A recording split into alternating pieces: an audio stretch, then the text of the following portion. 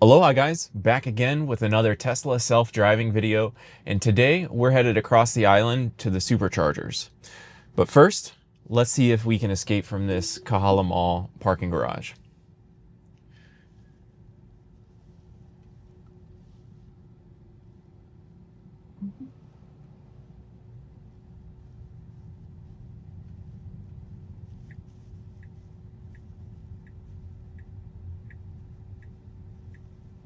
There's a couple different ways the car can get out of this garage. This level has one exit that you have to go, which is right here. Car did a good job seeing it, although where we were parked, you could see the exit anyway. This is the level where there's two exits. It takes you to two different sides of the mall. I personally would go down another level before exiting the mall though.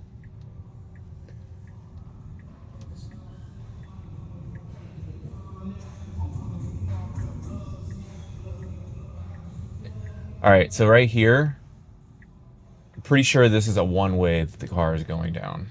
You could see that car was coming really fast around the corner, and I think it's because that side is a one-way. It may have even had arrows painted on the ground. I didn't see them, but I don't think the car should have went that way. It probably should have went around the ramp and then looped back. But this is the exit I would have taken if I were driving. So this feels good to me.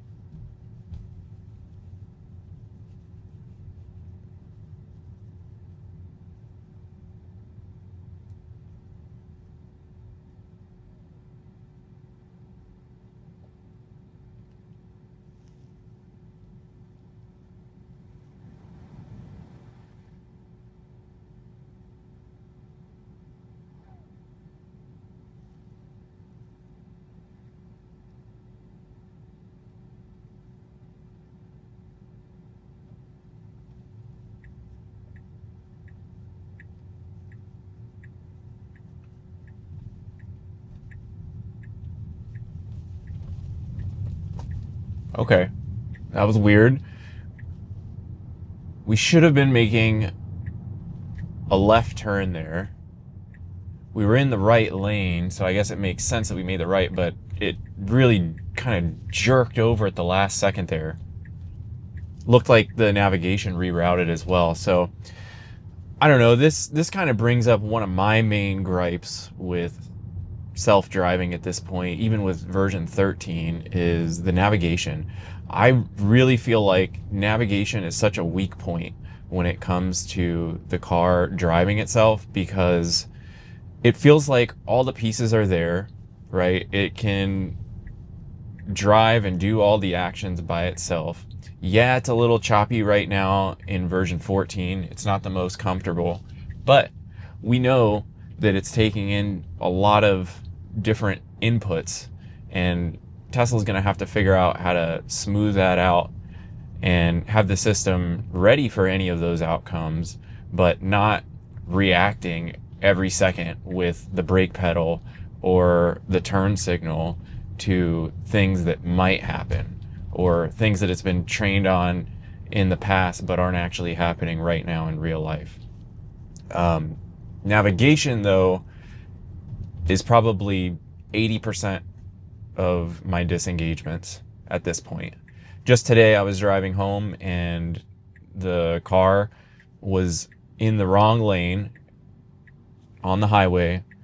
It split into three, and the car needs to go straight at that particular exit, and it actually got out of the correct lane and into the wrong lane, so I had to intervene. Otherwise I would have been turned around and had to add time to my trip. So that's just one example of how navigation's a pretty weak point.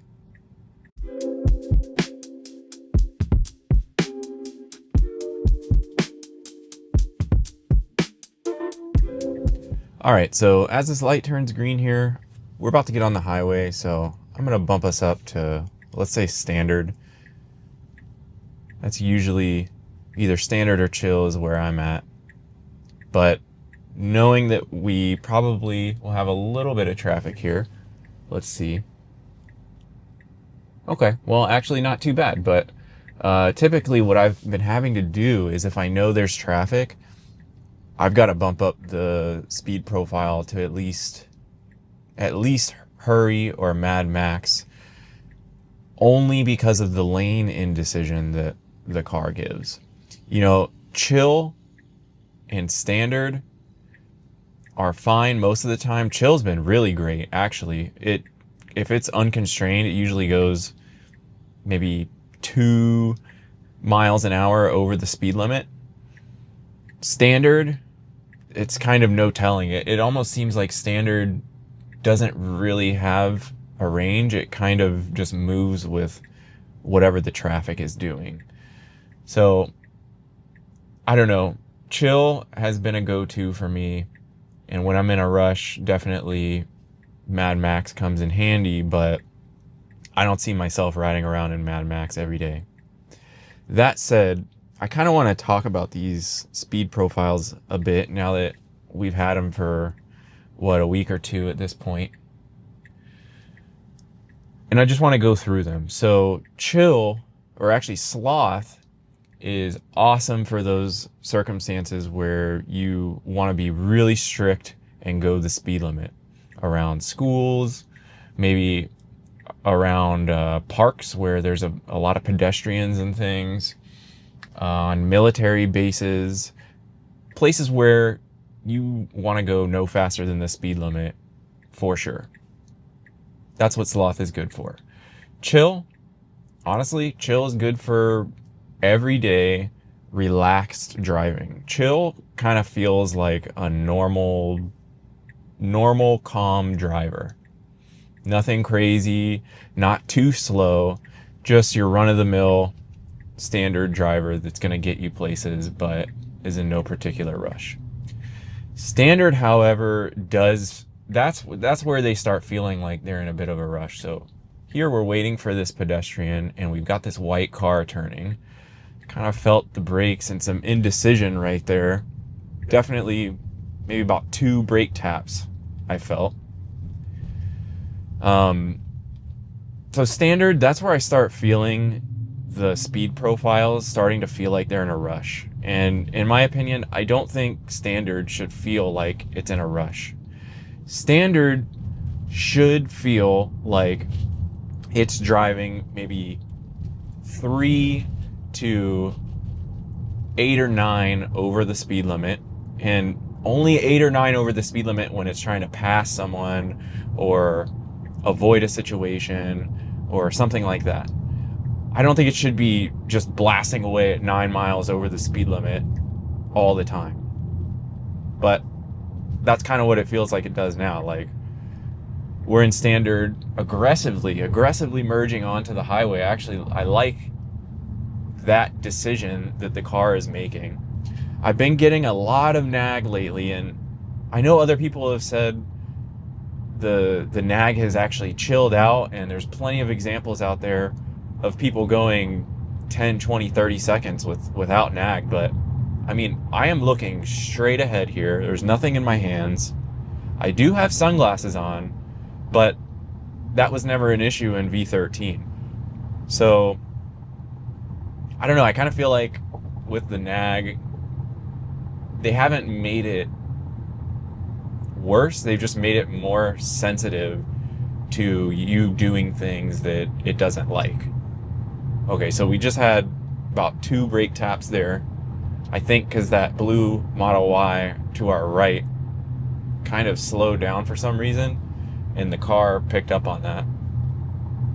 I understand the traffic in front of us was slowing too, but I don't know. It doesn't seem... I can't really call it an overreaction as much as it's just a, oh my gosh, something's happening type of feeling. And then it's like, oh, okay, everything's all right. False alarm. That's kind of the feeling that it gives me. And it'll be nice once they get all that polished out. I have faith that 14.2, 14.3 even will be back to the smoothness of V13. So that said, if you are still on V13 and smoothness is important to you at all, do not update to V14. It's great having all the additional features, being able to arrive at your destination and choose parking. All of that is great, but if you value smoothness, you will not be happy with V14 as it is today. So going back to the speed profiles though, standard, I'd be cool with that being 3 to max maybe 9 over the speed limit. Hurry being maybe 5 to maybe 13, 14 over the speed limit. Again, the top of those ranges, it shouldn't be like if we're unconstrained, the car goes boom, straight to the max speed that it can possibly do in that speed profile. It should probably honestly be sitting at kind of the lower end, if not the minimum of that speed profile. And then if there's some car or anything that it needs to go around, or maybe it needs to speed up to pass a car to change lanes and take an exit, you know, that's when you have that upper limit to deal with. But Mad Max, you know, Mad Max limit, I think should be, look, it's Mad Max, right? So it should be quick, you know, it should be weaving safely in and out of traffic, but it shouldn't be, again, straight to 20 miles over the speed limit doing 60 and a 40. You know, that's a little excessive. But when we're in situations like this right here, where we've got a little bit of traffic, you know, Mad Max reads these lanes great. When it sees a gap, it's getting over. It is, you can just feel it, desperate to get around what is directly in front of you and move forward. It will move around traffic. And, you know, that's another thing with the speed profiles. And you guys chime in the comments below, because I'm really curious, like maybe it's just me, I don't know, but in my mind, speed profiles should control not only your speed, but also the willingness to change lanes. In other words, like how patient is the car to wait for your current lane to move forward before it makes the decision of, okay, I'm going to try and get around this, let me move. You know, chill should have more patience than hurry, obviously. So speed and willingness to change lanes.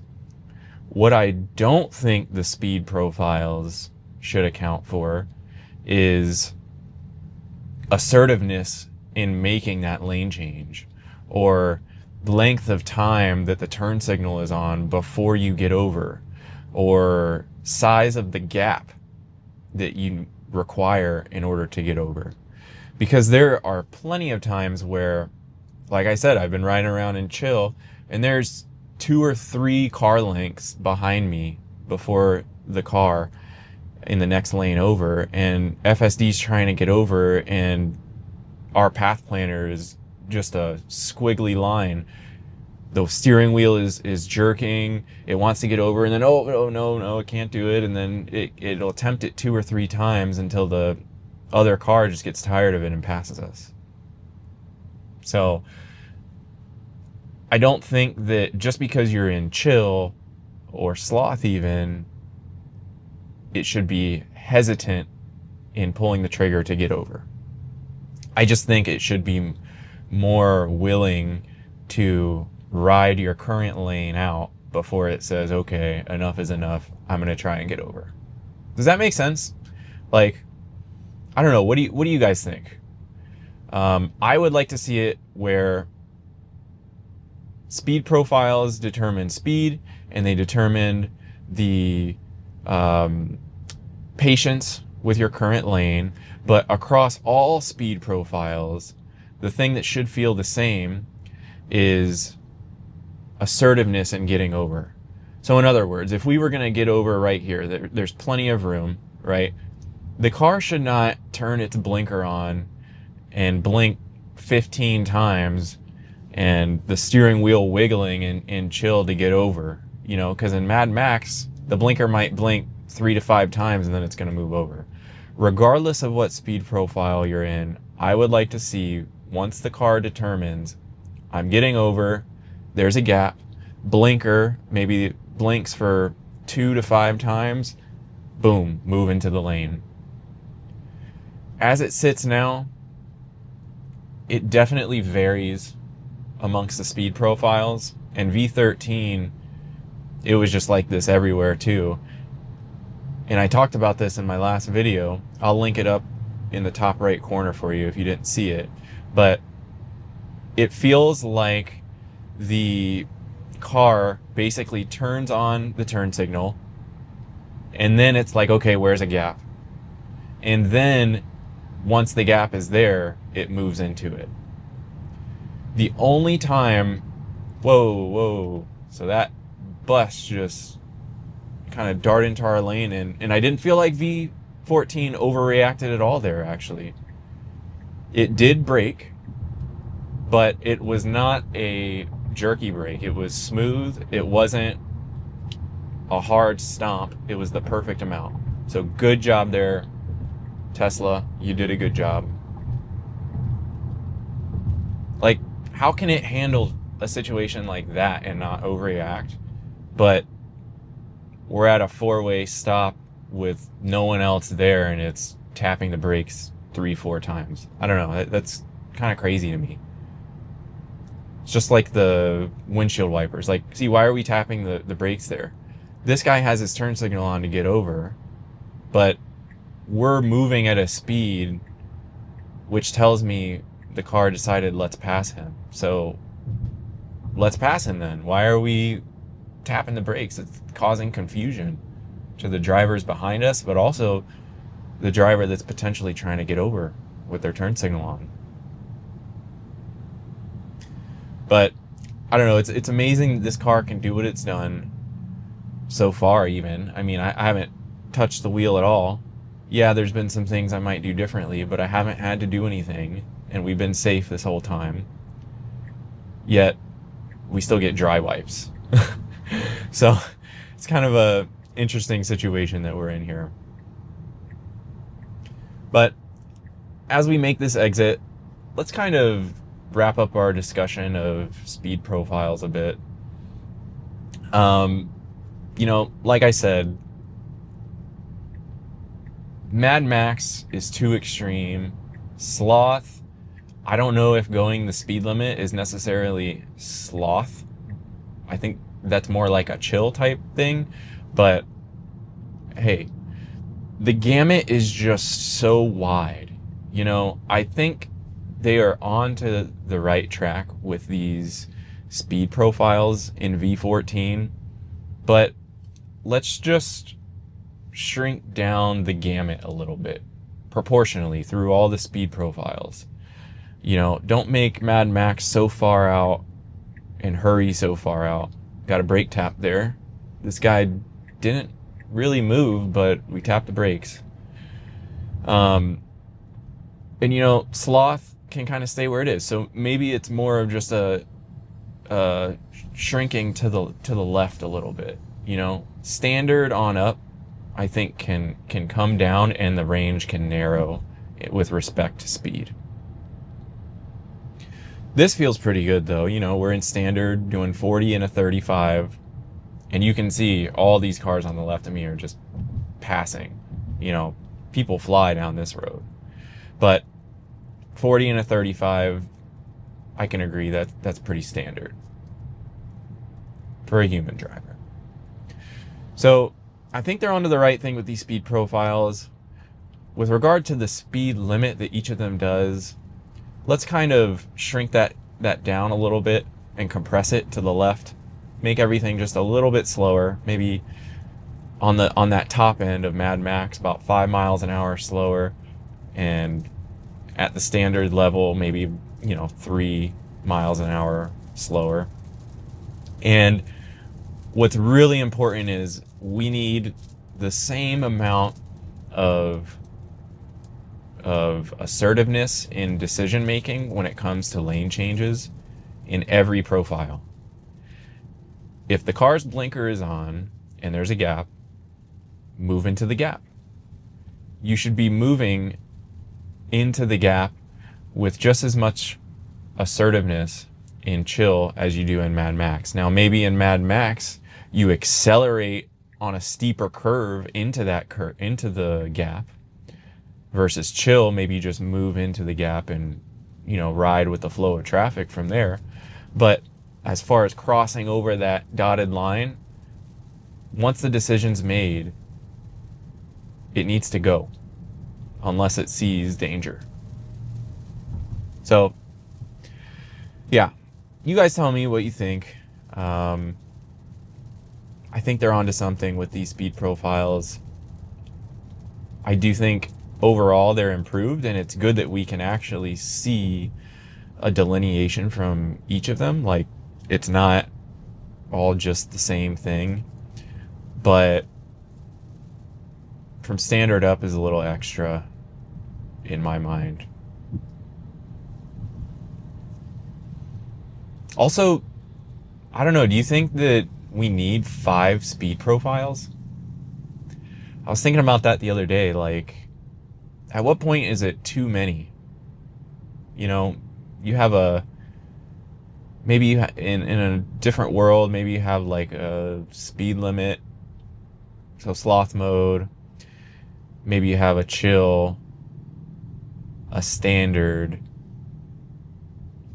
and a Mad Max. So like, you go from standard straight up to Mad Max. Like, what's the difference between hurry and Mad Max? Right now, I think it's probably about 5 miles an hour, maybe 10 miles an hour. But if we compress everything to the left, like I was saying, do we really need, that 5 miles an hour would be compressed to, maybe 1 or 2 mile an hour difference. So do we really need hurry and Mad Max? Like, how much can you hurry, dude? I don't know. Something I've been thinking about too. Like, I'm not sure if we need 5. Maybe we do, but I don't find myself shuffling through 5 speed profiles all the time.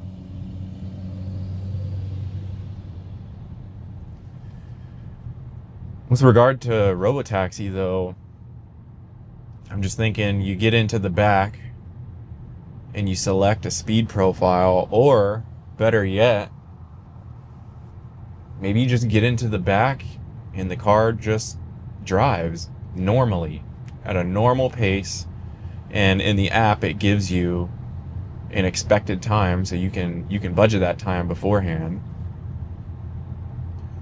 But maybe these speed profiles are just an intermediary step where this is kind of just satisfying the human supervisor for now, giving them some sort of control, and slowly, inch by inch, Tesla takes away that control to get us used to doing nothing.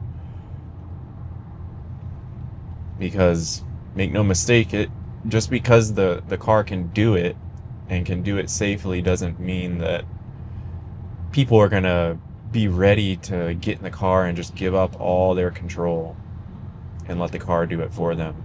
They're going to need to build that trust. And for those of us already using FSD, I think most of us, or at least people, enthusiasts like myself, have a good amount of trust with FSD. But, there's a lot of people that have FSD that had bad experiences in the past, or maybe FSD didn't do something the way they would do something, and so they don't really use it,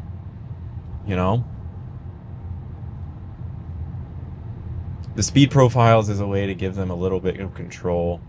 I know everyone misses the max speed, but most of that, I think, is because we were able to cap it off. So you could have the decision making of Mad Max, but with the speed of standard, or the speed of chill if you wanted. You would just cap it off, right? that's kind of what I'm saying when I say let's compress everything to the left a little bit so it's not as fast, and let's make sure every profile has the same amount of assertiveness once it's made the decision. It's just each profile has a different level of patience and tolerance for the lane that it's in currently. So, yeah. That's kind of speed profiles and my thoughts on them and where we're at now. Let me know what you think. Let me know, do you think speed profiles are eventually going to go away altogether and it's just kind of you get in the car and go, or maybe they're simplified again to, are you in a rush or not? And the car just kind of goes. I just think, like Tesla says, any human intervention or involvement, any touching of the steering wheel or the turn signal or anything like that is error, right? So we're going 44 and a 45 in standard. I'm cool with it right now, but like if I want to go faster and I scroll up to Mad Max, is that error on the car's part? Not really. It's just preference. I mean, how do you account for that? Or should you account for that? I think people are going to care a lot less when they're in the back seat doing their own thing. On their phone, doing work, getting things done, reclaiming their time that they previously lost to driving. So we just made it through the tunnels, and now we're on the windy side of Oahu.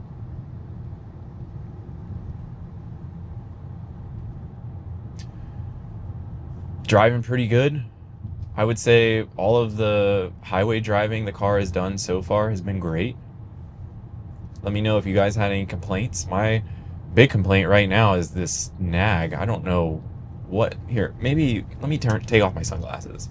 Let's see if that actually makes a difference, because I'm just tired of having to keep touching the yoke.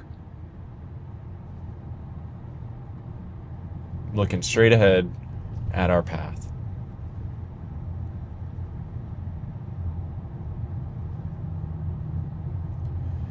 And I have us navigating to a nearby spot to the Superchargers. Once we get closer, here in about 4 or 5 minutes, I'll change the pin to the actual Supercharger so we can see it back in.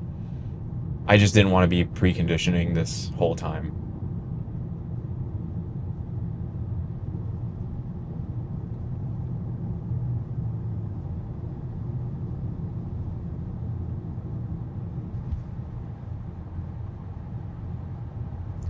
I am super looking forward to 14.1.5. I hope that either they release that version soon for the sexy models, or maybe everybody moves up to 14.2. Either way, I am so stoked for whatever comes next with FSD, because regardless of the hesitations, V14 is just a huge level up for self-driving.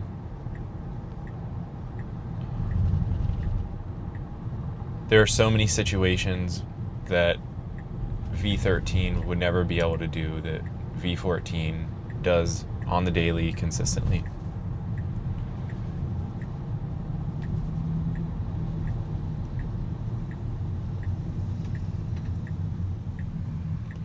So back there, you kind of saw for a second how the blinker turned on, and then it turned off, and then it turned back on again. That's kind of a good example of what I'm saying. Like, why is your blinker on if you don't see a gap that you want to move into already? Like, identify the gap, turn the blinker on for 2 or 3 clicks, and then move into it.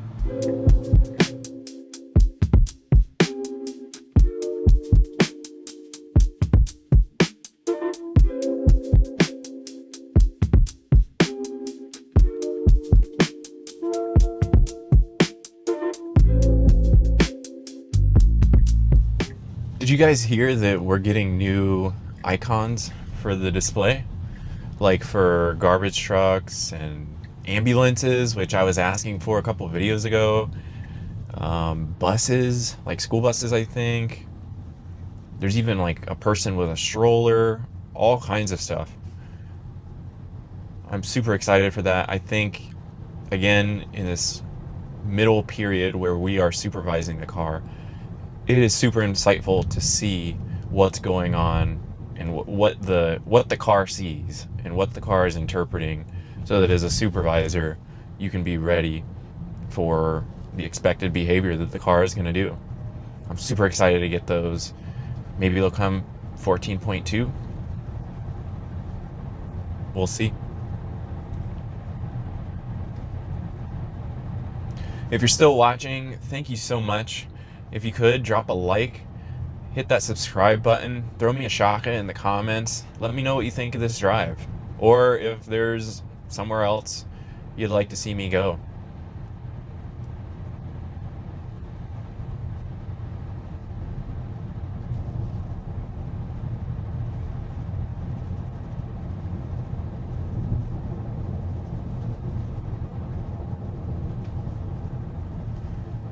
We're trying out a new mic and camera setup today. So also, I would love to have your feedback on how that is. I'm really trying to do a good job of getting some quality audio and video for you guys. So if you like it, thank you so much. Continue watching the channel. If you would like to, you can buy me a coffee. The link's down in the description, and that would really help me out with getting the gear that I need to make this channel great. And you know, if you have suggestions, definitely let me know that too. I'd be super interested in how I can continue to improve.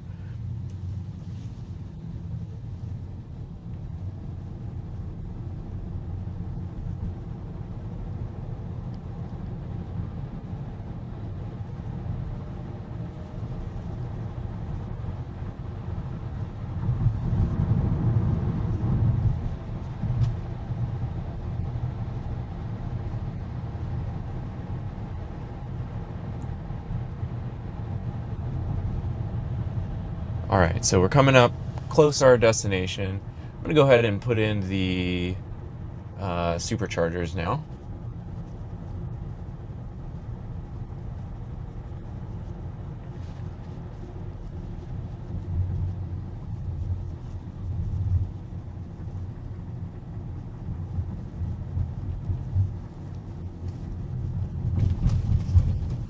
And let me make sure it's on charger. Perfect. So let's see how the car does. It should pull in and back right into an available supercharger stall.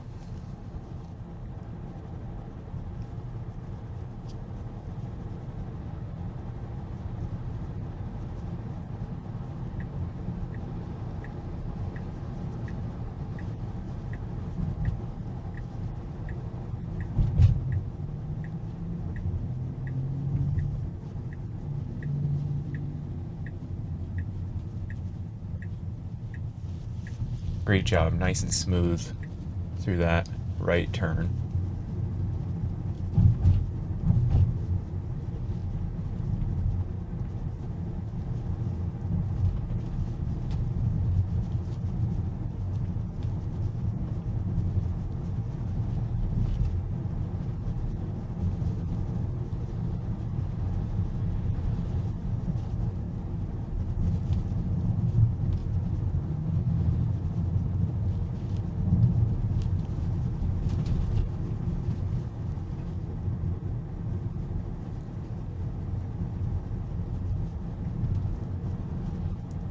Really comfortable ride coming over here to these superchargers.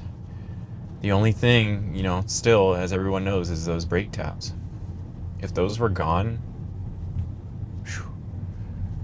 this would be amazing. Coming to a four-way stop here. Let's see if we can smoothly take it. Great.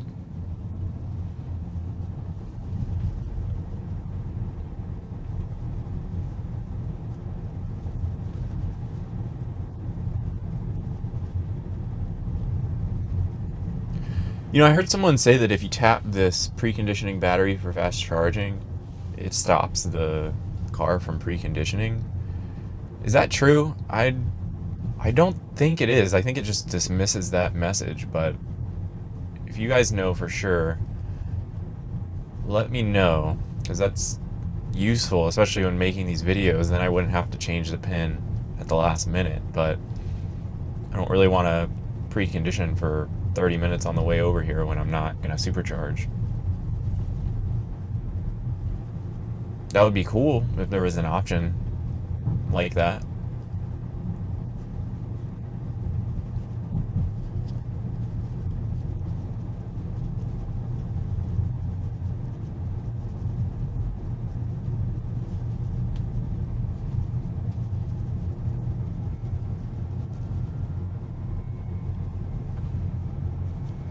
And I guess it is my sunglasses, because it seems like the nag has gone away.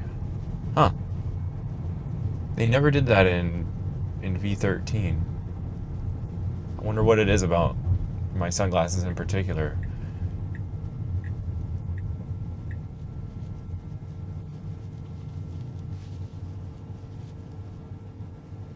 Yeah, and so I tapped that notification. It's gone, but I definitely hear the whirring of the battery below us. So it's still preconditioning. I think that might be a myth.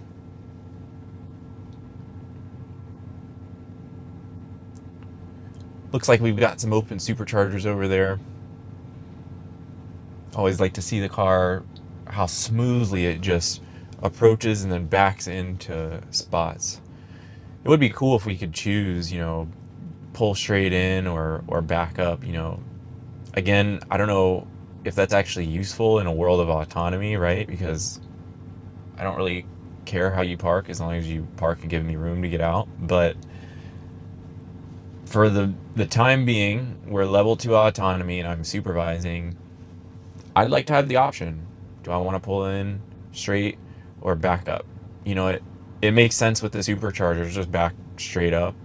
But I would probably most times tell the car, hey, park far away from the entrance and back in. I like to get those few extra steps in during my day, just walking through from a far away parking lot. And then when I come back out, I can just pull straight out. No issues. No stress. That said, I guess if V14 is backing out anyway, there shouldn't be any stress. So we are pulling up to the superchargers. See it back in. Thank you guys so much for watching. If you like this type of content, definitely do drop me a like. Hit subscribe. Let me know where you want to see me go next. We got several videos coming up soon. We'll see you next time. Is the car gonna park? There we go. And we're here. Aloha.